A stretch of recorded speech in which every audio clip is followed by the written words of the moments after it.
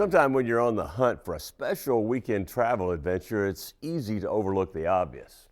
We're going to start this show by visiting a national treasure that runs right through Tennessee. Won't cost you much, just some fuel for your car and, well, a little time on your hands. And as Ken Wilshire discovered, for many of us, it's a treasure right in our own backyard. Before we get started, you'll have to forgive my pride. I want to show you some land that I own here in Middle Tennessee. Actually, it runs through Alabama and all of Mississippi, almost 45,000 acres. All of the land is enclosed, and most of it by this beautifully quaint split rail fencing. And one of the things that I really enjoy about this property is this, so just listen. You hear it? You're right, you don't hear a thing. Nothing but peace and quiet.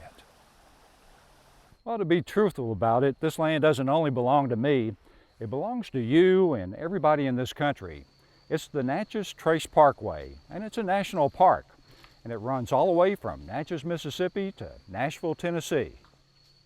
In all, there are almost 450 miles of some of the most scenic, historic sites the southeastern United States has to offer, and part of it's right here in our own Tennessee backyard.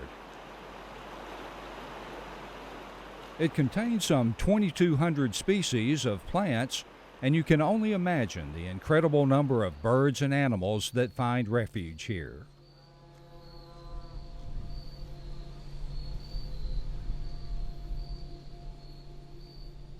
And no, this isn't a landscape painting. It's a spectacular panoramic view from just one of the parkway's many vistas.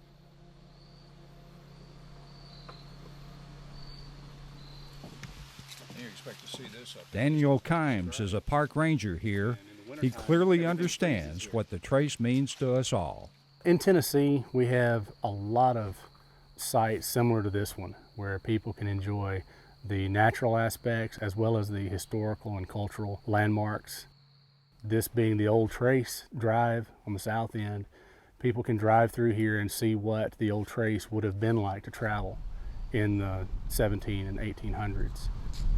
The north end is the prettiest to me. You're going to see a lot of vistas, a lot of overlooks.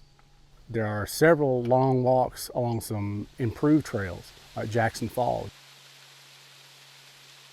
It really is out of place for this area. It's almost like being at, one of the eastern parks, Fall Creek Falls, something like that.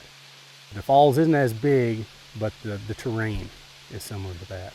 It all began as a path made by prehistoric animals and evolved into a roadway connecting the Mississippi River with the Cumberland River. Some of the most celebrated travelers in the early 1800s were boatmen, or cane tucks as they were called. They moved their goods out of the Midwest down the Ohio and Mississippi rivers to Natchez for sale. Then they returned home via the Trace. But there were many, many more people who used this wilderness road. So you see multiple tracks as we walk along this old stretch of Trace. So Andrew Jackson walked through here. He did. Meriwether Lewis. He did. Wow. Choctaw and Chickasaw. And many, many more. Yeah. Bison? I'm sure at one time. One of the more modern features of the park is the bridge that crosses Highway 96 near Franklin. It's one of only two structures like it in the world. It's an engineering marvel and offers this stunning hawk-eye view of the valley below. The parkway is a haven for biodiversity and contains 4 defined ecosystems throughout the rich river bluffs, plains, swamps, and bayous of southern Mississippi. It crosses lakes and rivers and creeks to the rolling hills and forests of Middle Tennessee. I believe the Trace is an undiscovered gem, both in the National Park Service and especially in the Southeast.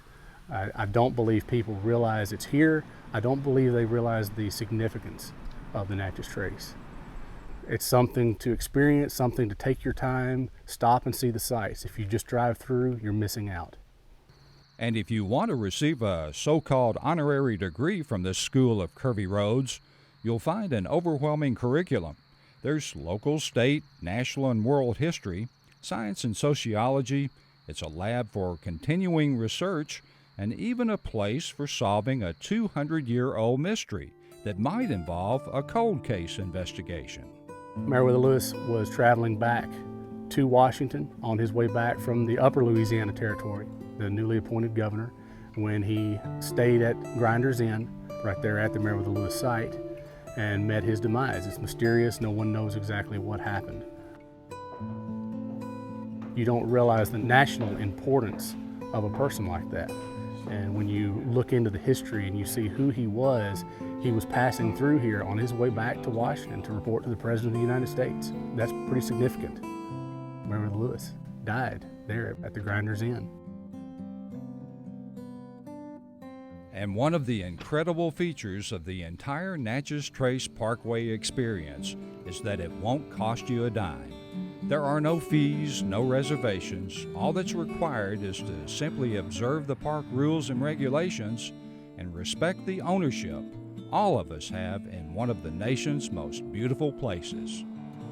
Do you think people realize that they own this piece of land? I don't. I mean, this is the national park. It's for the visitor. It's our national park, you know, yours, mine, and everyone else's. And take ownership in that. Treat it like it's yours. And that means take care of it.